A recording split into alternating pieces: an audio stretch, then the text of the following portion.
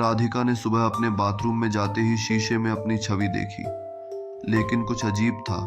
उसका प्रतिबिंब उससे पहले मुस्कुराया, जबकि वह चुप थी। वह चौंकी, सोचा कि शायद उसकी आंखों में कोई रसायन है। उसने आंखें मली, लेकिन वह मुस्कान बरकरार थी। उसने शीशे में और ध्यान दिया और देखा कि उसका प्रतिबिंब धीरे धीरे अलग होने लगा। एक पल के लिए उसकी छवि सिर को झुकाकर खुद की ओर झुकी।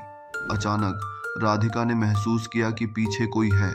जब उसने मुड़कर देखा तो वहां कोई नहीं था, लेकिन जब उसने वापस शीशे की ओर देखा, उसका प्रतिबिंब अब नहीं था, केवल अंधेरा था। घबराहट में उसने बाथरूम का दरवाजा खोला, लेकिन खुला दरवाजा उसे बाहर नहीं जाने दे रहा था। तभी उसे उस अंधेरे में एक आवाज सुनाई दी, तुम्हें मेरी जगह लेनी होगी। राधिका ने चिल्लाने की कोशिश की, लेकिन उसकी आवाज खो गई। उसी क्षण उसके प्रतिबिंब ने बाथरूम से बाहर निकलने की कोशिश की और राधिका की आंखों में आतंक था।